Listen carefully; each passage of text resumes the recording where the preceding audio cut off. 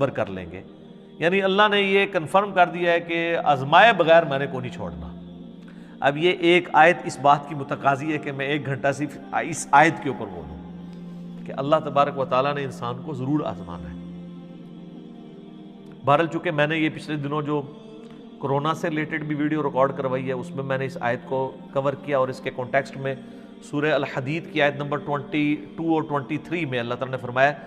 کہ زمین و آسمان میں کوئی مصیبت ہم نازل کریں یا تمہاری جانوں میں، تو ہم نے اس سے پہلے ہی لوح محفوظ میں اسے لکھ لیا ہے،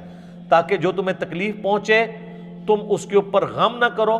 اور جو تمہیں اللہ کی طرف سے اچھائی ملے اس کے اوپر شیخی نہ بگاڑو، اللہ کو شیخی بگاڑنے والے پسند نہیں ہے۔ تو یہ ہمارا ٹیسٹ ہے۔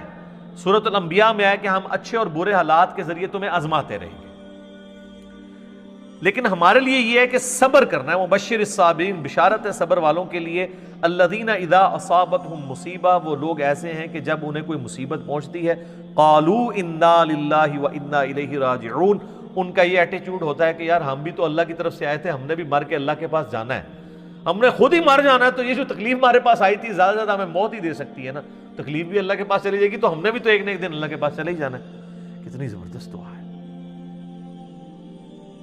کہ موت ہر چیز کا اینڈ کر دے۔ وہ جو اب جادوگروں کو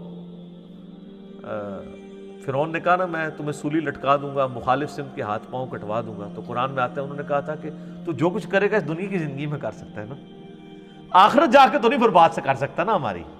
زیادہ مار دے گا نا، تو مرنا تم نے ویسے بھی ہے، کیا تیری بات مان لیں تو پھر نہیں مریں گے، مرنا تو ہے ہی۔ اولئک علیہم صلوات من ربہم، اللہ اکبر۔ اللہ کہہ رہا ہے ایسے لوگ ہیں جن پر اللہ تعالیٰ بھی درود بھیجتا ہے، اللہ کی رحمتیں ہیں ایسے لوگوں پہ، ورحمہ اور رحمت، واولئک هم المہتدون، اور یہی وہ لوگ ہیں جو اصل میں سیدھے راستے کے اوپر ہیں، ہدایت کے اوپر ہیں۔ کون سے لوگ؟ جن کا یہ ایٹیچیوڈ ہے کہ کوئی تکلیف جان مال میں پہنچے وہ کہیں جو اللہ کی مرضی۔ اس اعتبار سے ایک حدیث ہے، اب یہ مسئلہ تقدیر سے ریلیٹڈ ہے۔ مسئلہ تقدیر خود اتنا بڑا ٹاپک ہے کہ میں نے قرآن حکیم سے 50 مقامات سے 200 آیات کراس ریفرنس کے طور پہ 4 لیکچرز میں کور کیے ہیں۔ مسئلہ 103 104 ABC، مسئلہ تقدیر کے اوپر یہ آیات بھی اس میں کور کی تھی، تمام اس طرح کی جو کریٹیکل آیات ہیں وہ کور کی ہیں۔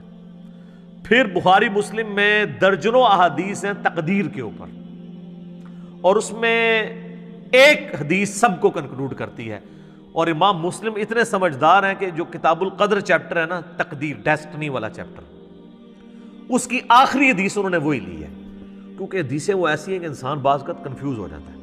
تو میں نے تقدیر کے لیکچر جو دیے ہیں اس میں وہ ساری حدیثیں جس سے لوگ قدریہ کی طرف چلے جاتے تھے یا جبریہ کی طرف، میں نے دونوں کا رد کر کے آپٹیمل سولوشن بتایا۔ وہ مسلم شریف کی حدیث بڑی زبردست ہے۔ اس حدیث میں الفاظ ہیں کہ سیدنا ابو ہریرہ رضی اللہ تعالیٰ عنہ کہتے ہیں کہ نبی علیہ السلام نے مجھے یہ وصیت کی تھی، اے ابو ہریرہ اپنے لیے جو نفع مند چیز ہے اس کے لیے خوب کوشش کرو، نمبر 1۔ نمبر 2، پھر وَاسْتَعِن بِاللَّهِ، اللہ سے بھی مدد مانگنی ہے، خالی کوششوں میں نہیں بیٹھ جانا۔ جو مولا علی کا قول ہے کہ میں نے اپنے ارادوں کے ٹوٹنے سے اپنے اللہ کو پہچانا ہے، کہ میں نے سب کچھ فٹ رکھا تھا لیکن اللہ کی مرضی کچھ اور تھی، کچھ اور ہی رزلٹ نکل آیا۔ اپنے لیے نفع مند چیز کے لیے پوری کوشش کرنا، وَاسْتَعِن بِاللَّهِ، پھر اللہ سے مدد مانگنا، پھر ساتھ فرمایا کاہلی نہ کرنا، سستی نہ کرنا۔ یہ نہیں ہے کہ پیپروں کی تیاری کی کوئی نہیں ہے اور خالی تسبیح پڑھی اور اینڈ تے فیل ہو کے کہتے ہیں جو اللہ دی مرضی، نہیں، یہ نہیں۔ کاہلی نہ کرنا، سستی نہ کرنا، اس کے باوجود اگر رزلٹ تیرے خلاف آ جائے، تجھے نقصان ہو جائے، تو پھر یہ نہ کہنا کہ اگر میں یہ کر لیتا تو یہ ہو جاتا، اگر میں یہ کر لیتا تو یوں ہو جاتا، اگر مگر شیطان کا دروازہ کھول دیتا ہے۔ تو اگر مگر سے بچنا ہے اینڈ پہ، پہلے پوری کوشش کرنی ہے۔ ایک کام کیا یہ اچھا، اس کا یہ مطلب نہیں ہے کہ آپ نے